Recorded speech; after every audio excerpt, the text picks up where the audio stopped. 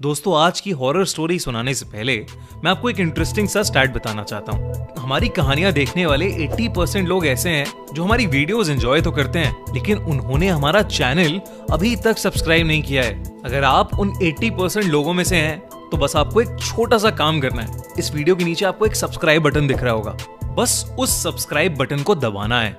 बस इतना सा काम करना है आपको, और लगे हाथों बेल आइकन भी प्रेस कर देना, ताकि हमारी लेटेस्ट वीडियो आते ही आपको सबसे पहले पता चले।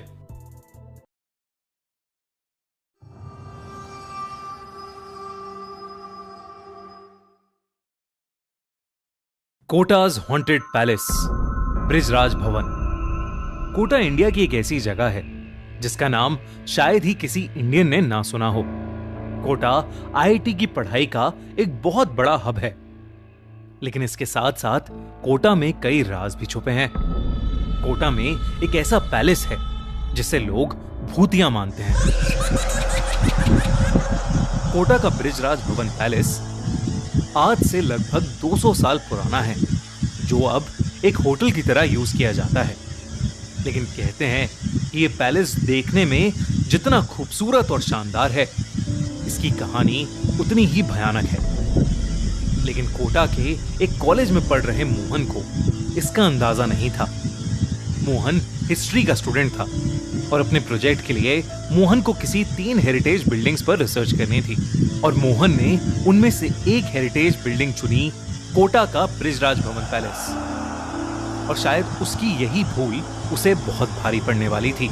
रिसर्च के लिए स्पेशल परमिशन लेकर एक शाम वो अपनी दोस्त और प्रोजेक्ट पार्टनर शिखा के साथ बृजराज भवन पैलेस पहुंच गया।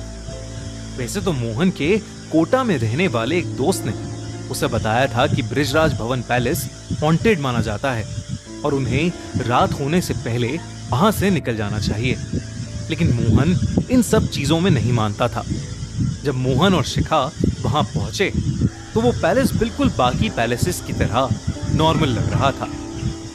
पत्थर से बनी हुई दीवारें, बड़े बड़े गार्डन्स और खूबसूरत नक्काशी।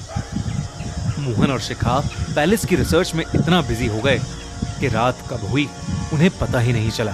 वो दोनों पैलेस से बस जाने ही वाले थे कि मोहन को पैलेस के कमरे के सामने से गुजरते हुए एक बहुत ठंडी हवा का झोंका महसूस हुआ। वो वहीं रुक गया और उस कमरे के बंद दरवाजे की तरफ देखने लगा।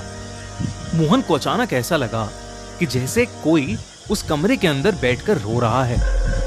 मोहन शिखा की तरफ मुड़ा, पर शिखा वहां नहीं थी। उसके साथ चलते चलते अचानक से शिखा कहीं गायब हो गई थी। उधर अंदर से आ रही रोने की आवाज एकदम से तेज होने लगी। मोहन को अब हल्की हल्की घबराहट शुरू हो गई थी। वो शिखा को पुकारने लगा। उसकी आवाज पूरे पैलेस में मानो गूंज रही थी, लेकिन शिखा का कोई नामो निशान ही नहीं था। अब उस कमरे से आ रही रोने की आवाज और तेज हो गई। मोहन को ऐसा लग रहा था कि कोई आदमी दर्द में गुर्रा रहा है और जोर जोर से रो रहा है। मोहन कांपते हुए दरवाजे के पास गया और उसने अपना कान दरवाजे पर लगा लिया। लेकिन तभी एकदम से वो रोने की आवाज बंद हो गई। उस कमरे के दरवाजे पर ताला लगा था, तो मोहन दरवाजे पर लगी खिड़की से अंदर झांकने लगा, लेकिन अंदर उसे कोई इंसान नहीं दिख रहा था। वो वहां से जा ही रहा था कि अचानक वो बंद दरवाजा अपने आप खुल गया। मोहन को कुछ समझ नहीं आया कि अभी जिस दरवाजे पर ताला लगा था वो अपने आप अचानक कैसे खुल गया। मोहन हिम्मत करके उस दरवाजे के अंदर चला गया। उसने देखा कि कमरे के कोने में एक रोटेटिंग चेयर पर एक हट्टा कट्टा आदमी बैठा है, जिसकी पीठ मोहन की तरफ है। उस आदमी ने एक यूनिफॉर्म पहनी हुई है, ब्रिटिश इंडियन आर्मी की यूनिफॉर्म। मोहन ने देखा कि वहां वही आदमी बैठा रहा है। मोहन ने उसे आवाज लगाई,